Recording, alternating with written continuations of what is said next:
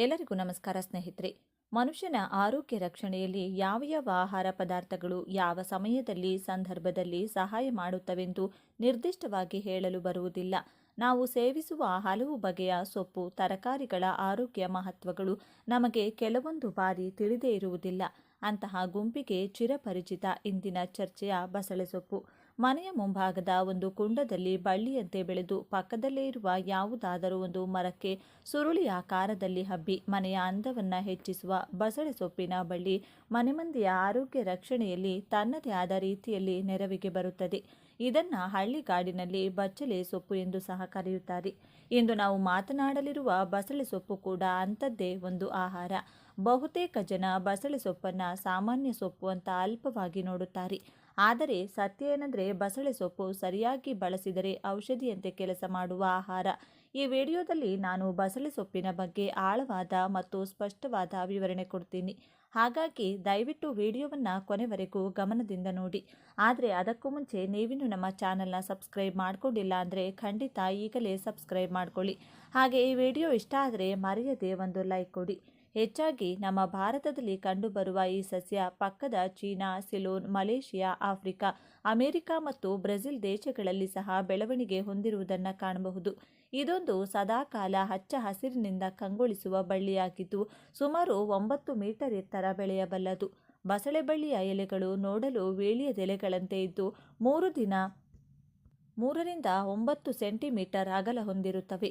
ಬಸಳೆ ಸೊಪ್ಪು ತನ್ನಲ್ಲಿರುವ ಹಲವಾರು ಬಗೆಯ ಪೌಷ್ಟಿಕ ಸತ್ವಗಳಿಂದ ಮನುಷ್ಯನ ಆರೋಗ್ಯಕ್ಕೆ ಬಹಳಷ್ಟು ಬಗೆಯಲ್ಲಿ ಸಹಕಾರಿ ಎಂದು ತಿಳಿದು ಬಂದಿದೆ. ಬೇರೆಲ್ಲ ಹಸಿರು ಎಲೆ ತರಕಾರಿಗಳನ್ನು ಮೀರಿಸುವಂಥ ಸತ್ವಗಳು ಬಸಳೆ ಸೊಪ್ಪಿನಲ್ಲಡಗಿವೆ. ಇದರಲ್ಲಿ ಕಡಿಮೆ ಕ್ಯಾಲೋರಿ ಅಂಶವಿದ್ದು vitamin A, vitamin C, vitamin B nine, ಕಬ್ಬಿಣ, ಕ್ಯಾಲ್ಸಿಯಂ, ತಾಮ್ರ, ಮೆಗ್ನೀಷಿಯಂ, ಫಾಸ್ಫರಸ್, ಪೊಟ್ಯಾಷಿಯಂ ಮತ್ತು ಇನ್ನಿತರ ಖನಿಜಾಂಶಗಳು ಸೇರಿವೆ. ಜೊತೆಗೆ ಲ್ಯೂಟಿನ್ ಮತ್ತು ಬೀಟಾ ಕೆರೋಟಿನ್ ಎಂಬ 2 ಆಂಟಿ ಆಕ್ಸಿಡೆಂಟ್ಗಳು ಸಹ ಇವೆ. ಬಾಯಿಯಲ್ಲಿ ಉಂಟಾಗುವ ಹುಣ್ಣಿನಿಂದ ಹಿಡಿದು ಸರ್ವರೋಗಕ್ಕೂ ಮದ್ದು ಎಂಬ ಖ್ಯಾತಿ ಬಸಳೆ ಸೊಪ್ಪಿಗಿದೆ. ಬಹಳ ಹಿಂದಿನಿಂದಲೂ ನಮ್ಮ ಹಿರಿಯರು ಬಸಳೆ ಸೊಪ್ಪನ್ನು ತಮ್ಮ ದಿನನಿತ್ಯ ಮಾಡುವ ಅಡುಗೆ ಪದಾರ್ಥಗಳಲ್ಲಿ ಬಳಸುತ್ತಾ ಬಂದಿದ್ದಾರೆ. ಈ ವಿಡಿಯೋದಲ್ಲಿ ಮನುಷ್ಯನಿಗೆ ಬಸಳೆ ಸೊಪ್ಪಿನ ಸೇವನೆಯಿಂದ ಉಂಟಾಗುವ ಕೆಲವು ಆರೋಗ್ಯ ಪ್ರಯೋಜನಗಳನ್ನು ವಿವರಿಸಲಾಗಿದೆ. ಮೊದಲನೆಯದಾಗಿ ಬಸಳೆ ಸೊಪ್ಪು ಅಂದರೆ ಏನು ಅಂತ ತಿಳ್ಕೊಳ್ಳೋಣ. ಬಸಳೆ ಸೊಪ್ಪು ಅಂದರೆ ಇದು ಬಳ್ಳಿ ರೂಪದಲ್ಲಿ ಬೆಳೆಯುವಂತಹ ಒಂದು ಹಸಿರು ಸಸ್ಯ. ಇಂಗ್ಲಿಷ್ನಲ್ಲಿ ಇದನ್ನು ಮಲ್ಬಾರ್ ಸ್ಪಿನಾಚ್ ಅಂತ ಕರೀತಾರೆ. ಇದು ಸಾಮಾನ್ಯ ಪಾಲಕ್ ಸೊಪ್ಪಿನಂತೆ ಕಾಣಿಸಿಕೊಂಡರೂ ಇದು ಬೇರೆ ಸಸ್ಯ. ಇದರ ಎಲೆಗಳು ದಪ್ಪವಾಗಿರುತ್ತವೆ, ಸ್ವಲ್ಪ ಜಾರುವ ಸ್ವಭಾವ ಇರುತ್ತದೆ, ಬೇಯಿಸಿದಾಗ ಮೃದುವಾಗಿ ಕರಗುತ್ತದೆ. ನಮ್ಮ ಹಳ್ಳಿಗಳಲ್ಲಿ ಹಿಂದೆ ಈ ಸೊಪ್ಪು ಬಹುತೇಕ ಎಲ್ಲ ಮನೆಗಳಲ್ಲೂ ಇರುತ್ತಿತ್ತು.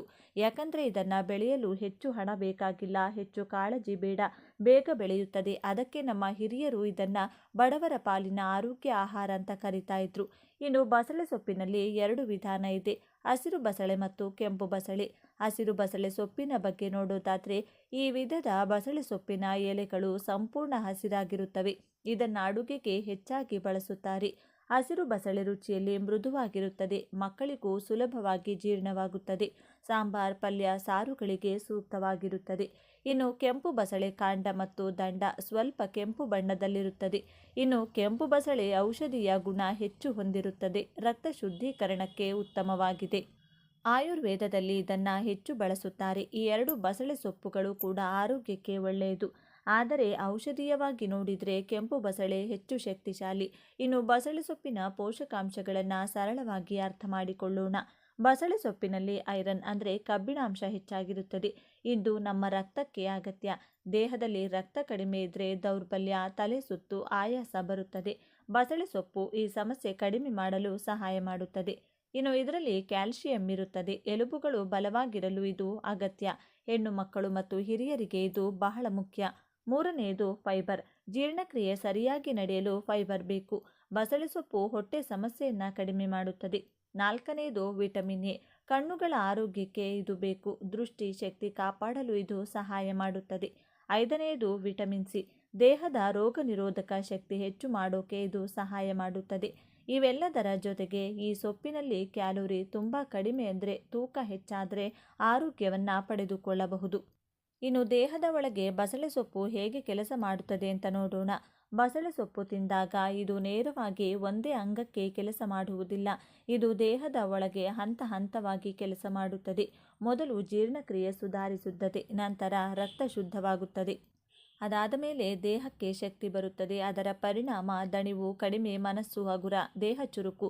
ಅದಕ್ಕೆ ಬಸಳೆ ಸೊಪ್ಪು ಒಟ್ಟಾರೆ ದೇಹ ಆರೋಗ್ಯಕ್ಕೆ ಸಹಾಯ ಮಾಡುವ ಆಹಾರ. ಇನ್ನು ಮಹಿಳೆಯರಿಗೆ ಬಸಳೆ ಸೊಪ್ಪು ಯಾಕೆ ಮುಖ್ಯ ಅಂತ ನೋಡೋಣ. ಈ ಭಾಗವನ್ನು ನಿಧಾನವಾಗಿ ಕೇಳಿಸಿಕೊಳ್ಳಿ. ಮಹಿಳೆಯರ ದೇಹದಲ್ಲಿ ಹಾರ್ಮೋನ್ ಬದಲಾವಣೆಗಳು ಹೆಚ್ಚಾಗುತ್ತಿರುತ್ತವೆ. ಮಾಸಿಕ ಸಮಯದಲ್ಲಿ ಹೆಚ್ಚು ರಕ್ತಹಾನಿ, ದೌರ್ಬಲ್ಯ, ನೋವು. ಈ ಸಮಯದಲ್ಲಿ ಬಸಳೆ ಸೊಪ್ಪು ರಕ್ತವನ್ನು ಹೆಚ್ಚಿಸಲು ಸಹಾಯ ಮಾಡುತ್ತದೆ, ದೇಹಕ್ಕೆ ಶಕ್ತಿ ಕೊಡುತ್ತದೆ, ಹೊಟ್ಟೆ ನೋವನ್ನು ಸ್ವಲ್ಪ ಮಟ್ಟಿಗೆ ಕಡಿಮೆ ಮಾಡುತ್ತದೆ. ಮೊನಪಾಸ್ ಸಮಯದಲ್ಲಿ ತಲೆನೋವು, ನಿದ್ರೆಯ ಸಮಸ್ಯೆ, ಮನಸ್ಸಿನ ಅಸ್ಥಿರತೆ ಇರುತ್ತದೆ. ಇವೆಲ್ಲದಕ್ಕೂ ಬಸಳೆ ಸೊಪ್ಪು ಶೀತಲ ಗುಣದಿಂದ ಸಹಾಯ ಮಾಡುತ್ತದೆ. ಅದಕ್ಕೆ ಮಹಿಳೆಯರಿಗೆ ಬಸಳೆ ಸೊಪ್ಪು ಆಹಾರ ಮಾತ್ರವಲ್ಲ, ಸಹಾಯಗಾರ ಕೂಡ. ಇನ್ನು ಮಕ್ಕಳಿಗೆ ಬಸಳೆ ಸೊಪ್ಪು ಹೇಗೆ ಕೊಡಬೇಕು? ಮಕ್ಕಳಿಗೆ ನೇರವಾಗಿ ಪಲ್ಯ ಕೊಡೋದಕ್ಕಿಂತ ಸಾರು ಅಥವಾ ದಾಲ್ ರೂಪದಲ್ಲಿ ಕೊಟ್ಟರೆ ಒಳ್ಳೆಯದು. ಇದರಿಂದ ಮಕ್ಕಳ ಎಲುಬು ಬೆಳವಣಿಗೆಯಾಗುತ್ತದೆ, ರೋಗ ನಿರೋಧಕ ಶಕ್ತಿ ಹೆಚ್ಚಾಗುತ್ತದೆ, ಜೀರ್ಣಕ್ರಿಯೆ ಸುಧಾರಿಸುತ್ತದೆ. ಇನ್ನು ಹಿರಿಯರಿಗೆ ಬಸಳೆ ಸೊಪ್ಪಿನ ಉಪಯೋಗ ಹೇಗಿರುತ್ತದೆ? ಹಿರಿಯರಲ್ಲಿ ಸಾಮಾನ್ಯವಾಗಿ ಜೀರ್ಣಕ್ರಿಯೆ ಸಮಸ್ಯೆ, ಸಂಧಿ ನೋವು, ದೌರ್ಬಲ್ಯ ಇರುತ್ತದೆ. ಇನ್ನು ಬಸಳೆ ಸೊಪ್ಪು ಮೃದುವಾಗಿ ಜೀರ್ಣ ಮಾಡುತ್ತದೆ, ಹೊಟ್ಟೆಗೆ ಒತ್ತಡ ಕೊಡುವುದಿಲ್ಲ, ದೇಹಕ್ಕೆ ತಣ್ಣನೆಯ ಅನುಭವ ಕೊಡುತ್ತದೆ. ಅದಕ್ಕೆ ಹಿರಿಯರಿಗೆ ಇದು ತುಂಬ ಸೂಕ್ತ. ಇನ್ನು ಆಯುರ್ವೇದದ ಪ್ರಕಾರ ಸ್ಪಷ್ಟ ವಿವರಣೆಯನ್ನು ನೋಡೋಣ. ಆಯುರ್ವೇದದಲ್ಲಿ ಬಸಳೆ ಸೊಪ್ಪನ್ನು ಶೀತಲ ಸ್ವಭಾವದ ಆಹಾರ ಅಂತ ಹೇಳ್ತಾರೆ. ಅಂದರೆ ದೇಹದ ಒಳಗಿನ ಉರಿ ಕಡಿಮೆ ಮಾಡುತ್ತದೆ, ವಾತ ಮತ್ತು ಪಿತ್ತ ಸಮತೋಲನ ಮಾಡುತ್ತದೆ. ಆಯುರ್ವೇದ ವೈದ್ಯರು ಇದನ್ನು ಮೂತ್ರದ ಉರಿ, ಚರ್ಮದ ಸಮಸ್ಯೆ, ದೇಹದ ತಾಪ ಇವುಗಳಿಗೆ ಬಳಸುತ್ತಾರೆ. ಇನ್ನು ಅಡುಗೆ ಮಾಡುವ ಸರಿಯಾದ ವಿಧಾನ. ಬಸಳೆ ಸೊಪ್ಪನ್ನು ತುಂಬ ಹೆಚ್ಚು ಬೇಯಿಸಬಾರದು, ಯಾಕಂದರೆ ಹೆಚ್ಚು ಬೇಯಿಸಿದರೆ ಪೋಷಕಾಂಶ ಕಡಿಮೆಯಾಗುತ್ತದೆ. ಸರಿಯಾದ ವಿಧಾನ ಏನಂದರೆ ಸ್ವಲ್ಪ ನೀರು ಕಡಿಮೆ, ಎಣ್ಣೆ ಕಡಿಮೆ, ಮಸಾಲೆ ಹಾಕಬೇಕು. ಆಗ ಮಾತ್ರ ಆರೋಗ್ಯಕ್ಕೆ ಇದು ಉಪಯೋಗವಾಗುತ್ತದೆ. ಇನ್ನು ಎಚ್ಚರಿಕೆಗಳನ್ನು ಕೂಡ ಸ್ಪಷ್ಟವಾಗಿ ತಿಳಿದುಕೊಳ್ಳೋಣ. ಎಲ್ಲರಿಗೂ ಒಂದೇ ಆಹಾರ ಒಂದೇ ರೀತಿ ಕೆಲಸ ಮಾಡುವುದಿಲ್ಲ. ಬಸಳೆ ಸೊಪ್ಪು ತುಂಬ ಹೆಚ್ಚು ಪ್ರಮಾಣದಲ್ಲಿ ಬೇಡ. ತುಂಬ ತಣ್ಣನೆಯ ದೇಹದವರು ಮಿತಿಯಲ್ಲಿ ತಿನ್ನಬೇಕು. ಗರ್ಭಿಣಿಯರು ವೈದ್ಯರ ಸಲಹೆ ಕಡ್ಡಾಯವಾಗಿ ಪಡೆಯಬೇಕು. ಮಿತಿಯಲ್ಲಿದ್ದರೆ ಮಾತ್ರ ಇದು ಔಷಧಿ, ಮಿತಿ ಮೀರಿದರೆ ಸಮಸ್ಯೆ. ಬಸಳೆ ಸೊಪ್ಪನ್ನು ನಿಯಮಿತವಾಗಿ ಸೇವಿಸುವುದರಿಂದ ಪ್ರತಿದಿನದ ಕೆಲವು ಕ್ಲಿಷ್ಟಕರ ಅನುಭವಗಳಿಂದ ಉಂಟಾಗುವ ಮಾನಸಿಕ ಖಿನ್ನತೆ ಮತ್ತು ಆತಂಕ ಯಾವುದೇ ಔಷಧಗಳಿಲ್ಲದೆ ದೂರವಾಗಬಲ್ಲದು. ಇದಕ್ಕೂ ಕಾರಣ ಬಸಳೆ ಸೊಪ್ಪಿನಲ್ಲಿರುವ ಫೋಲೇಟ್ ಅಂಶ ಎಂದರೆ ತಪ್ಪಾಗಲಾರದು. ಈಗಾಗಲೇ ಮಾನಸಿಕ ಖಿನ್ನತೆಗೆ ಒಳಗಾಗಿ ಸಮಾಜದಿಂದ ದೂರವಿರಲು ಬಯಸುವ ಜನರಿಗೆ ಬಸಳೆ ಸೊಪ್ಪು ತನ್ನೊಳಗಿನ ಈ ಅಂಶದಿಂದ ಅವರಲ್ಲಿ ಮತ್ತೊಮ್ಮೆ ಹೊಸ ಹುರುಪು ನೀಡಿ ಮಾನಸಿಕ ಚೈತನ್ಯ ಒದಗಿಸಿ ಮಾನಸಿಕ ಆರೋಗ್ಯವನ್ನು ಸರಿಪಡಿಸುತ್ತದೆ. ಇತ್ತೀಚಿನ ಬಹುತೇಕ ಜನರು ತಮ್ಮ ದೇಹದಲ್ಲಿ ಕಬ್ಬಿಣದ ಅಂಶದ ಕೊರತೆಯಿಂದ ಅನೀಮಿಯಾ ಸಮಸ್ಯೆಯನ್ನು ಎದುರಿಸುತ್ತಿರುತ್ತಾರೆ. ದೇಹದಲ್ಲಿ ಕೆಂಪು ರಕ್ತ ಕಣಗಳು ಅಸಮರ್ಪಕವಾಗಿ ರೂಪುಗೊಳ್ಳುವುದರಿಂದ ಅನೀಮಿಯಾ ಸಮಸ್ಯೆ ಕಾಣತೊಡಗುತ್ತದೆ. ಬಸಳೆ ಸೊಪ್ಪಿನಲ್ಲಿರುವ ಫೋಲೇಟ್ ಅಂಶ ದೇಹದಲ್ಲಿ ಆಹಾರ ಸೇವನೆ ಮಾಡಿದಾಗ ಲಭ್ಯವಾಗುವ ವಿಟಮಿನ್ B12 ಅಂಶವನ್ನು ಸರಿಯಾಗಿ ಹೀರಿಕೊಳ್ಳುವಂತೆ ಮಾಡಿ ಅಮೈನೋ ಆಮ್ಲಗಳನ್ನು ಒದಗಿಸುವ ಮೂಲಕ ಮೆದುಳಿನ ಕಾರ್ಯಚಟುವಟಿಕೆಯನ್ನು ಉತ್ತಮಗೊಳಿಸುತ್ತದೆ. ಮನುಷ್ಯನ ದೇಹದಲ್ಲಿ ಕಬ್ಬಿಣದ ಅಂಶದ ಕೊರತೆ ಉಂಟಾದರೆ ಹಲವಾರು ಆರೋಗ್ಯ ಸಮಸ್ಯೆಗಳು ಎದುರಾಗುತ್ತವೆ. ಇದರಿಂದ ದೇಹದಲ್ಲಿ ಕಡಿಮೆ ಪ್ರಮಾಣದ ಹಿಮೋಗ್ಲೋಬಿನ್ ಉಂಟಾಗಿ ಸರಿಯಾದ ಪ್ರಮಾಣದ ಆಮ್ಲಜನಕ ದೇಹದ ಎಲ್ಲ ಕೋಶಗಳಿಗೆ ಪೂರೈಕೆಯಾಗಲು ಸಾಧ್ಯವಾಗುವುದಿಲ್ಲ. ಇದರಿಂದ ಮಾನಸಿಕ ತೊಂದರೆ, ದೇಹದಲ್ಲಿ ನಿಶ್ಶಕ್ತಿ ಸಮಸ್ಯೆಗಳು ಹೆಚ್ಚಾಗುತ್ತವೆ. ಮಕ್ಕಳು ಮತ್ತು ಮಹಿಳೆಯರಿಗೆ ಹೆಚ್ಚು ತೊಂದರೆ ಕಾಣಿಸುವ ಸಾಧ್ಯತೆ ಇರುತ್ತದೆ. ಆದರೆ ಹಿರಿಯರು ಹೇಳುವಂತೆ ಬಸಳೆ ಸೊಪ್ಪಿನಲ್ಲಿ ಈ ಎಲ್ಲ ಸಮಸ್ಯೆಗಳಿಗೆ ಸುಲಭವಾಗಿ ಪರಿಹಾರ ಸಿಗುತ್ತದೆ. ಇದುವರೆಗೂ ನೀವು ಓದಿದ್ದು ಬಸಳೆ ಸೊಪ್ಪಿನ ಕೆಲವು ಆರೋಗ್ಯ ಉಪಯೋಗಗಳನ್ನು ಮಾತ್ರ. ಇನ್ನೂ ಹಲವಾರು ಪ್ರಯೋಜನಗಳು ಬಸಳೆ ಸೊಪ್ಪಿನ ಬತ್ತಳಿಕೆಯಲ್ಲಿವೆ. ಮಾರುಕಟ್ಟೆಯಲ್ಲಿ ಇದರ ಲಭ್ಯತೆ ಕಡಿಮೆ ಇರುವ ಕಾರಣದಿಂದ ಎಲ್ಲಿಯಾದರೂ ನಿಮ್ಮ ಪರಿಚಯದವರ ಅಥವಾ ಬಂಧು ಬಾಂಧವರ ಮನೆಯಲ್ಲಿ ಈ ಬಳ್ಳಿಯ ತುಂಡನ್ನು ಕೇಳಿ ಪಡೆದು ನಿಮ್ಮ ಮನೆಯ ಹೂಕುಂಡದಲ್ಲೇ ಬೆಳೆಸಿ ನಿಮ್ಮ ಮನೆ ಮಂದಿಯ ಆರೋಗ್ಯ ರಕ್ಷಣೆಯಲ್ಲಿ ಕೈಜೋಡಿಸಿ ಎಂಬುದು ನಮ್ಮ ಒಂದು ಪುಟ್ಟ ಮನವಿ. ಕೊನೆ ಮಾತು. ಬಸಳೆ ಸೊಪ್ಪು ನಮ್ಮ ಹಳ್ಳಿಯ ಹಿತ್ತಲಿನಿಂದ ನಮ್ಮ ದೇಹದ ಒಳಗೆ ಕೆಲಸ ಮಾಡುವ ಒಂದು ಔಷಧಿ. ಇದನ್ನು ನಿರ್ಲಕ್ಷ್ಯ ಮಾಡದೆ ನಮ್ಮ ಆಹಾರದಲ್ಲಿ ಸೇರಿಸಿಕೊಂಡ್ರೆ ದೇಹವೇ ನಮಗೆ ಧನ್ಯವಾದ ಹೇಳುತ್ತದೆ. ಈ ವಿಡಿಯೋ ಇಷ್ಟ ಆದರೆ ಲೈಕ್ ಮಾಡಿ, ಶೇರ್ ಮಾಡಿ. ಇಂಥ ಹೆಚ್ಚಿನ ಉತ್ತಮ ಮಾಹಿತಿಗಳಿಗಾಗಿ ತಪ್ಪದೆ ನಮ್ಮ ಚಾನಲ್ನ ಸಬ್ಸ್ಕ್ರೈಬ್ ಮಾಡ್ಕೊಳ್ಳಿ. ನಾಳೆ ಮತ್ತೊಂದು ವಿಡಿಯೋದೊಂದಿಗೆ ಪುನಃ ಭೇಟಿಯಾಗೋಣ. ಕರಿಬೇವಿನ ಮರ ಮನೆಯಲ್ಲಿದ್ದರೆ ಆ ಮನೆಯಲ್ಲಿ ನಡೆಯುವುದು ಇದೆ. ಇದು ಅನೇಕರಿಗೆ ತಿಳಿದಿಲ್ಲದ ಕಾರಣ ಅನೇಕ ತಪ್ಪುಗಳನ್ನು ಮಾಡ್ತಿದ್ದಾರೆ. ಅನೇಕ ಮನೆಗಳಲ್ಲಿ ಕರಿಬೇವಿನ ಮರ ಇರುತ್ತದೆ, ಆದರೆ ನಿಜವಾಗಿಯೂ ಮನೆಯ ಬಳಿ ಕರಿಬೇವಿನ ಮರವನ್ನು ಬೆಳೆಸಬಹುದೇ ಅಥವಾ ಬೆಳೆಸಬಾರದೆ, ಬೆಳೆಸಿದರೆ ಏನಾಗುತ್ತದೆ ಎಂಬ ಸಂದೇಹ ಅನೇಕರಿಗೆ ಇರುತ್ತದೆ. ನಮ್ಮ ದೈನಂದಿನ ಜೀವನದಲ್ಲಿ ವಿಶೇಷವಾಗಿ ಭಾರತೀಯ ಅಡುಗೆಗಳಲ್ಲಿ ಕರಿಬೇವಿನ ಎಲೆಗಳಿಗೆ ಅವಿಭಾಜ್ಯ ಸಂಬಂಧವಿದೆ. ಆದರೆ ವಾಸ್ತು ಪ್ರಕಾರ ಕೆಲವು ಸಸ್ಯಗಳನ್ನು ಮನೆಯಲ್ಲಿ ಬೆಳೆಸಬಾರದು ಎಂಬ ಸಂಪ್ರದಾಯವಿರುವುದರಿಂದ ಅನೇಕರು ಇದರ ಬಗ್ಗೆ ಸಂದೇಹ ವ್ಯಕ್ತಪಡಿಸುತ್ತಾರೆ. ಹಾಗಾದರೆ ಕರಿಬೇವಿನ ಮರವನ್ನು ಮನೆಯ ಬಳಿ ಬೆಳೆಸಬಹುದೇ ಅಥವಾ ಬೆಳೆಸಬಾರದೆ, ಬೆಳೆಸಿದರೆ ಆ ಮನೆಯಲ್ಲಿ ಏನಾಗುತ್ತದೆ ಎಂಬುದನ್ನು ಈಗ ನಾವು ಈ ವಿಡಿಯೋದಲ್ಲಿ ವಿವರವಾಗಿ ತಿಳಿದುಕೊಳ್ಳೋಣ. ಮೊದಲು ಕಮೆಂಟ್ ಬಾಕ್ಸ್ನಲ್ಲಿ ಓಂ ಶ್ರೀ ಔಷಧ ಚಕ್ರ ನಾರಾಯಣಾಯ ನಮಃ ಎಂದು ಕಮೆಂಟ್ ಮಾಡಿ.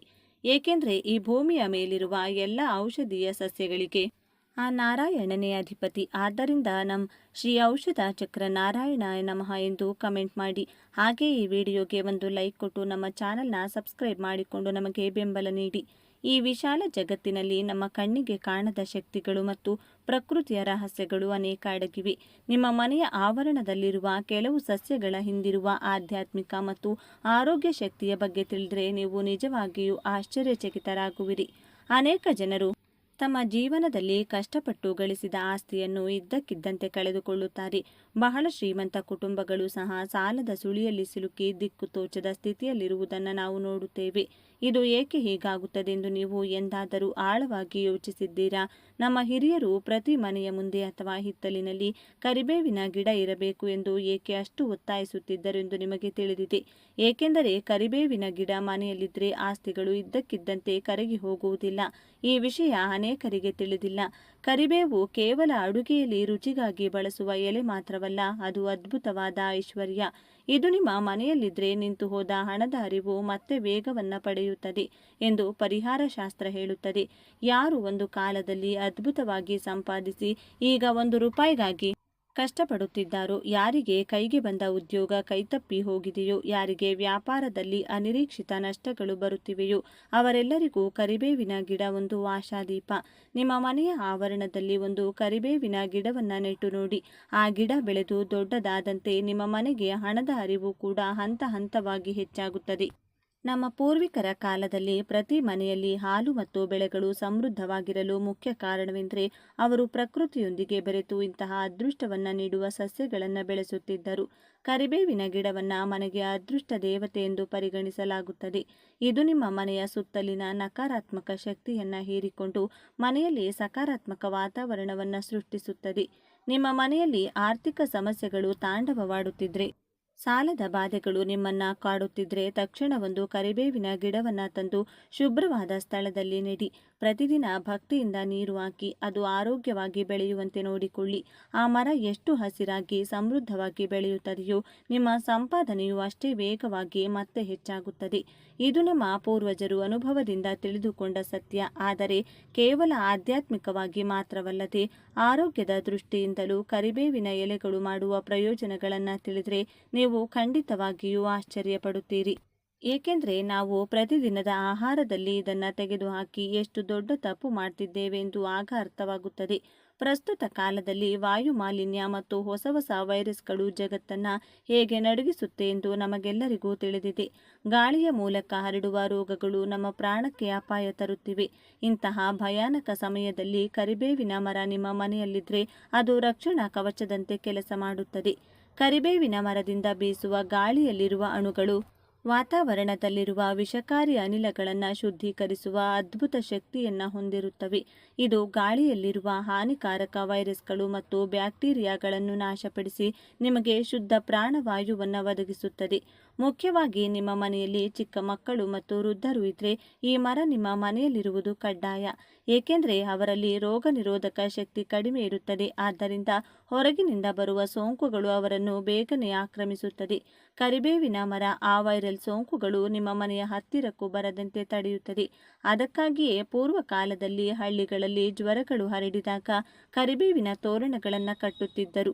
ಗಾಳಿಯನ್ನು ಶುದ್ಧೀಕರಿಸುವ ಗುಣ ಕರಿಬೇವಿನ ಎಲೆಗಳಿಗೆ ಇರುವಷ್ಟು ಬೇರೆ ಯಾವುದೇ ಸಸ್ಯಕ್ಕೆ ಇಲ್ಲ ಎಂಬುದು ವೈಜ್ಞಾನಿಕವಾಗಿ ಸಾಬೀತಾದ ಸತ್ಯ. ನಮ್ಮ ಮಹರ್ಷಿಗಳು ಬಹಳಷ್ಟು ಸಂಶೋಧನೆ ಮಾಡಿ ವಾತಾವರಣ ಮಾಲಿನ್ಯ ಹೆಚ್ಚಿರುವ ಕಡೆ ಈ ಮರಗಳನ್ನು ನೆಡಲು ಹೇಳಿದರು. ಕೇವಲ ಕರಿಬೇವಿನ ಎಲೆಗಳು ಮಾತ್ರವಲ್ಲದೆ ನಿಮ್ಮ ಮನೆಯಲ್ಲಿ ತುಳಸಿ ಮತ್ತು ಆಲೋವೆರಾ ಸಸ್ಯಗಳು ಇದ್ರೆ ನಿಮ್ಮ ಮನೆ ಒಂದು ಸಣ್ಣ ಆಯುರ್ವೇದದ ಆಸ್ಪತ್ರೆಯಾಗಿ ಬದಲಾಗುತ್ತದೆ. ಕರಿಬೇವಿನ ಎಲೆಗಳಲ್ಲಿರುವ ಪೌಷ್ಟಿಕಾಂಶದ ಮೌಲ್ಯಗಳ ಬಗ್ಗೆ ಕೇಳಿದರೆ ನೀವು ಆಶ್ಚರ್ಯಚಕಿತರಾಗುತ್ತೀರಿ. ಇದರಲ್ಲಿ ಕ್ಯಾಲ್ಸಿಯಂ, ಕಬ್ಬಿಣ, ಚೋಲಿಕ್ ಮತ್ತು ಆಮ್ಲ ಮತ್ತು ವಿಟಮಿನ್ ಎ, ಬಿ, ಸಿ, ನಿಯಾಸಿನ್ನಂತಹ ಅಪಾರ ಪ್ರಮಾಣದ ಪೋಷಕಾಂಶಗಳಿವೆ. ನಾವು ಸಾವಿರಾರು ರೂಪಾಯಿಗಳನ್ನು ಖರ್ಚು ಮಾಡಿ ಖರೀದಿಸುವ ಮಲ್ಟಿವಿಟಮಿನ್ ಮಾತ್ರೆಗಳಿಗಿಂತ ಈ ಒಂದೇ ಎಲೆಯಲ್ಲಿ ಹೆಚ್ಚು ಶಕ್ತಿ ಇದೆ. ಆದರೆ ನಾವು ಇದನ್ನು ಅಡುಗೆಯಲ್ಲಿ ನೋಡಿದ ತಕ್ಷಣ ತೆಗೆದು ಪಕ್ಕಕ್ಕಿಡುತ್ತೇವೆ. ಇದು ನಮ್ಮ ಆರೋಗ್ಯದ ಬಗ್ಗೆ ನಾವು ತೋರಿಸುತ್ತಿರುವ ನಿರ್ಲಕ್ಷ್ಯಕ್ಕೆ ನಿದರ್ಶನ. ಕರಿಬೇವಿನ ಎಲೆಗಳನ್ನು ಹೇಗೆ ಸೇವಿಸಬೇಕು ಎಂದು ತಿಳಿಯದೆ ಅನೇಕ ಜನರು ಅದರ ಪ್ರಯೋಜನಗಳನ್ನು ಕಳೆದುಕೊಳ್ಳುತ್ತಿದ್ದಾರೆ. ಇದನ್ನು 5 ವಿಧಗಳಲ್ಲಿ ಬಳಸಿ ನಿಮ್ಮ ಆರೋಗ್ಯವನ್ನು ವಜ್ರದಂತೆ ಮಾಡಿಕೊಳ್ಳಬಹುದು. ಮೊದಲ ವಿಧಾನ, 2 ಚಮಚ ಕರಿಬೇವಿನ ಎಲೆಯ ರಸವನ್ನು ತೆಳುವಾದ ಮಜ್ಜಿಗೆಯಲ್ಲಿ ಬೆರೆಸಿ ಕುಡಿಯುವುದು. ಇದು ದೇಹದಲ್ಲಿನ ಅತಿಯಾದ ಶಾಖವನ್ನು ಕಡಿಮೆ ಮಾಡುತ್ತದೆ. ಬೇಸಿಗೆಯಲ್ಲಿ ಬರುವ ಸನ್ಸ್ಟ್ರೋಕ್ನಿಂದ ನಿಮ್ಮನ್ನು ರಕ್ಷಿಸುತ್ತದೆ. ಎರಡನೇ ವಿಧಾನ, ಪ್ರತಿದಿನ ಖಾಲಿ ಹೊಟ್ಟೆಗೆ ಬೆಳಿಗ್ಗೆ ಎದ್ದ ತಕ್ಷಣ 4 ತಾಜಾ ಎಲೆಗಳನ್ನು ನೇರವಾಗಿ ಅಗಿದು ನುಂಗುವುದು. ಇದರಿಂದ ನಿಮ್ಮ ಜೀರ್ಣಕ್ರಿಯೆ ಸುಧಾರಿಸುವುದಲ್ಲದೆ ರಕ್ತದಲ್ಲಿನ ತ್ಯಾಜ್ಯಗಳನ್ನು ಹೊರಹಾಕಲ್ಪಡುತ್ತವೆ.